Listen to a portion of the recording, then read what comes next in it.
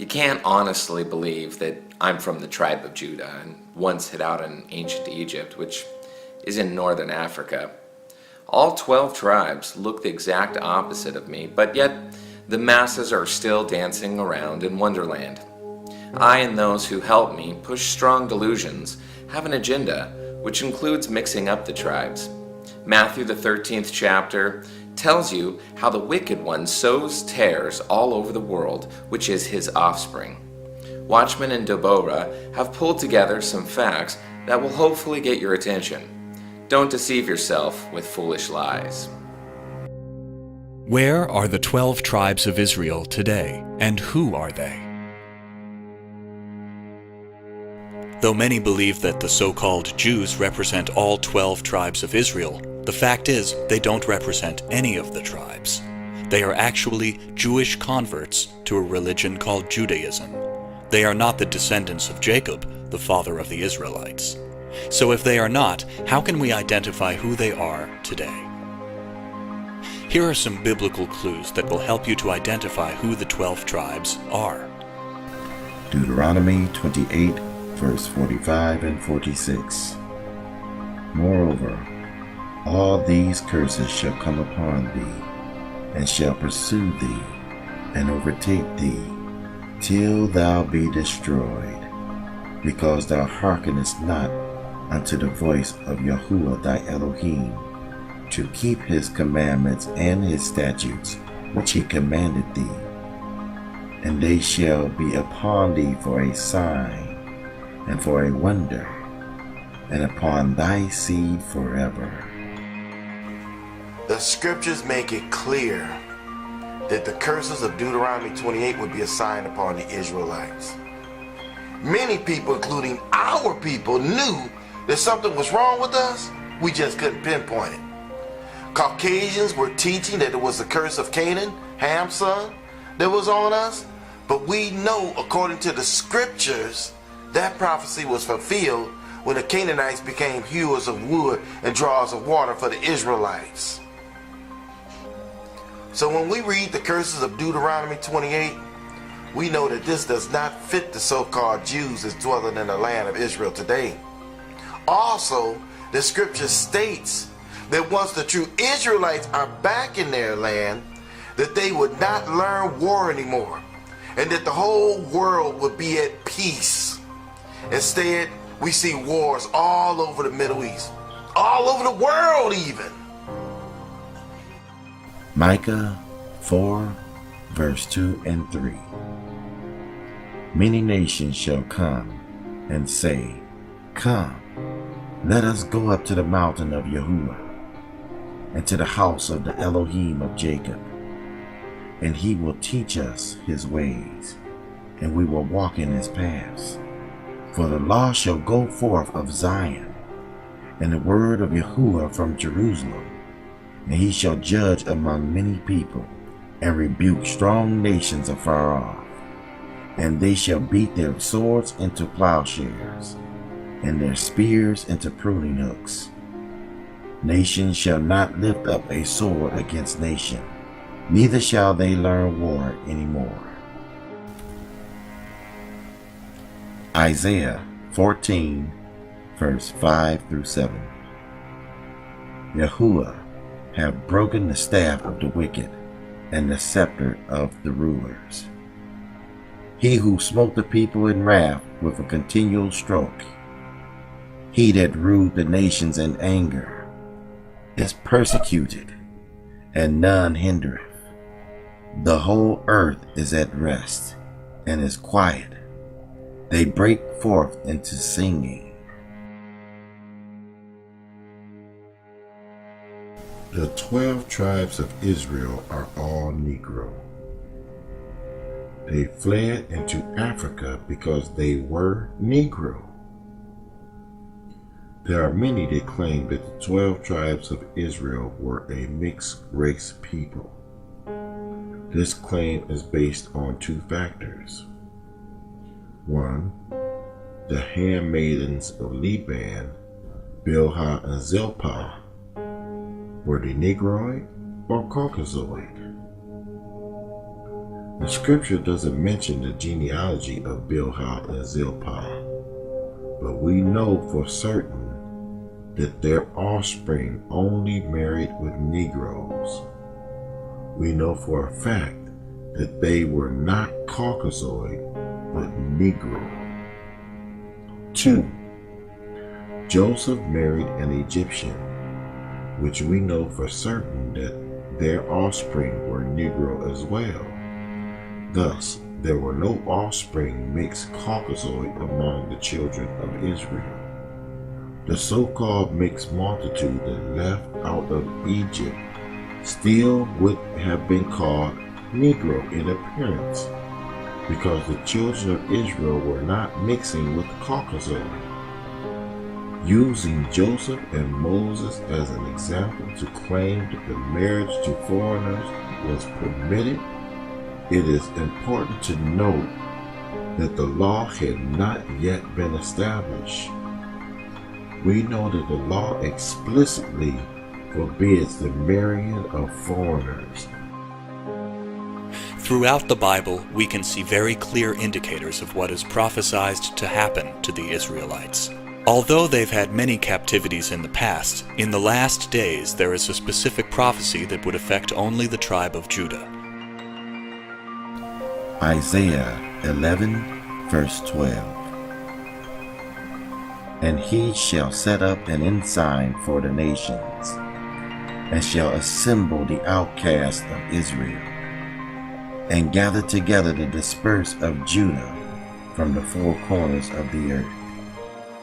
In Isaiah, the 11th chapter and the 12th verse, it was said that the outcast of Israel would be assembled together, and the dispersed of Judah would be gathered from the four corners of the earth. Outcast meaning put out of the land of Israel, and dispersed meaning sent into slavery. While Israel was outcast from the land, Judah was the only tribe to go into this final captivity, but will be gathered from the four corners of the earth. From here, we can draw a direct correlation to the transatlantic slave trade and figure out where the tribe of Judah went.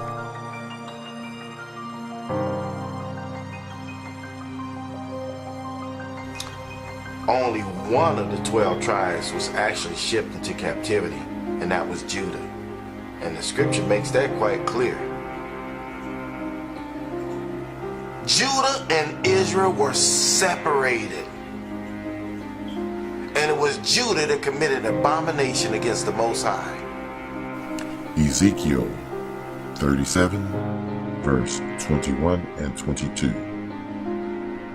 And say unto them, Thus saith Yahuwah, Elohim, Behold, I will take the children of Israel from among the heathen, whether they be gone, and will gather them on every side, and bring them into their own land, and I will make them one nation in the land upon the mountains of Israel, and one king shall be king over them all, and they shall be no more two nations, neither shall they be divided into two kingdoms any more at all. And under the leadership of wicked kings, Judah had forsaken the one true Elohim. And the people worshiped idols and practiced the same wickedness as the other nations that surrounded them. Ezekiel 8, verse 15 through 18. Then said he unto me, Hast thou seen this, O son of man? Turn ye yet again, and thou shalt see greater abominations than these. And he brought me into the inner court of Yahuwah's house. And behold, at the door of the temple of Yahuwah, between the porch and the altar, were about 25 men, with their backs toward the temple of Yahuwah, and their faces toward the east. And they worshipped the sun toward the east. Then he said unto me, Hast thou seen this, O son of man? Is it a light thing to the house of Judah that they commit the abominations which they commit here? For they have filled the land with violence, and have returned to provoke me to anger. And lo, They put the branch to their nose. Therefore will I also deal in fury. Mine eyes shall not spare, neither will I have pity. And though they cry in my ears with a loud voice, yet will I not hear them. The Most High sent Judah into captivity because of the abominations he committed in worshiping the sun, and scattered them throughout the four corners of the earth. And the scripture makes that quite clear. Job 3 verse 6. The children also of Judah and the children of Jerusalem have ye sold unto the Grecians, that ye might remove them far from their border. Zechariah 1 verse 21. Then said I, what come these to do? And he spake, saying, these are the horns which have scattered Judah, so that no man did lift up his head. But these are come to fray them, to cast out the horns of the Gentiles, which lifted up their horn over the land of Judah to scatter it. Now, throughout the Bible, we can see very clear indicators of what is prophesied to happen to the 12 tribes of Israel. Although they've had many captivities in the past, in the last days there was a specific prophecy that would affect only the tribe of Judah. Outcast meaning put out of the land of Israel, and dispersed meaning sent into slavery. Now, Israel was outcast from the land, but Judah was the only one that was sent into this final captivity, but will be gathered from the four corners of the earth. The tribe of Judah are the black Negroes that were shipped in the transatlantic slave trade to North, South, and Central America, Haiti, Cuba, Mexico, Jamaica, Portugal, Spain, West Indies, England, and other places around the world. Even though the indigenous people of some of these areas were black, they were conquered by Europeans, and because of the mixing of the seed between European males and black women, what we see today is essentially the creation of a third race. When we were children, we were told that we have a motherland, and that motherland was Spain. However, we have discovered later in our lives that, as a matter of fact, we have several motherlands. And one of the greatest motherlands of all is no doubt Africa. We love Africa. And every day we are much more aware of the roots we have in Africa. Also, America is our motherland. Africa, America, and Bolivar used to say that we are a new human race in Latin America, that we are not Europeans, nor Africans, or North Americans, that we are a mixture of all those races, and there is no doubt that Africa resounds with a pulse like 1,000 drums. Many of the descendants of the Negros shipped into slavery to these places are still there and are still black.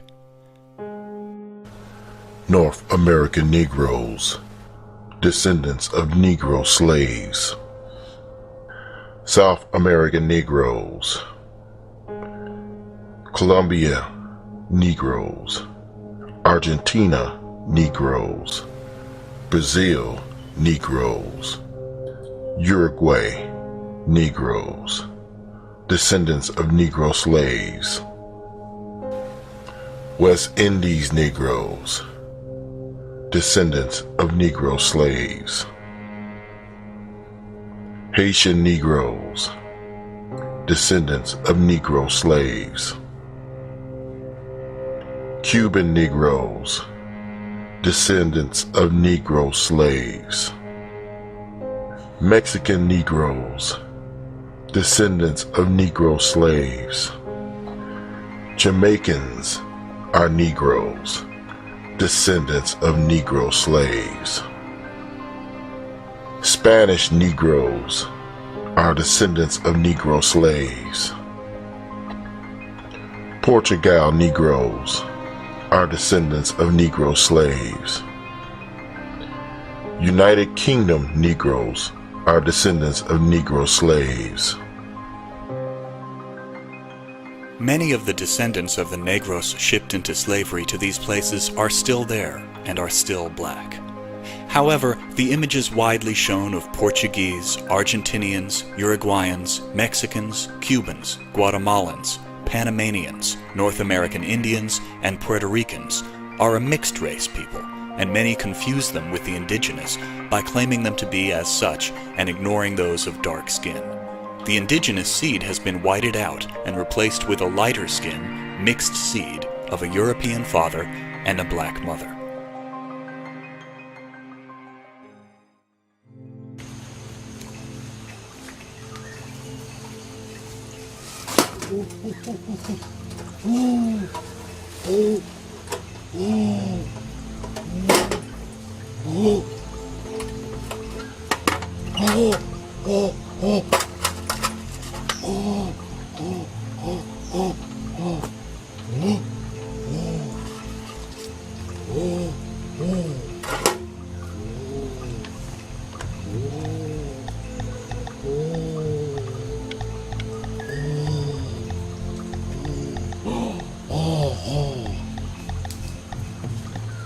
I'm not an Israelite.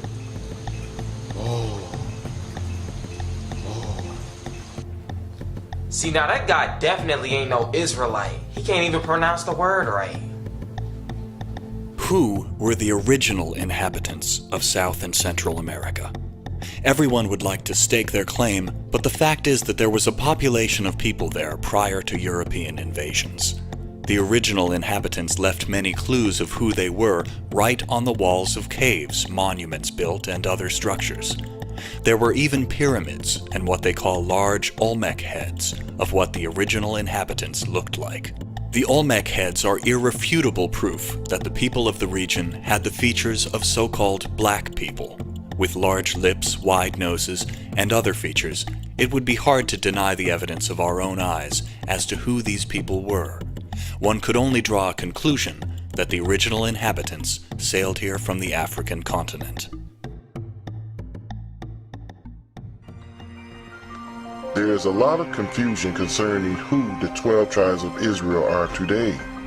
And this confusion is based on the so-called 12 tribes chart that's circulating among the Israelite communities. The chart is as follows.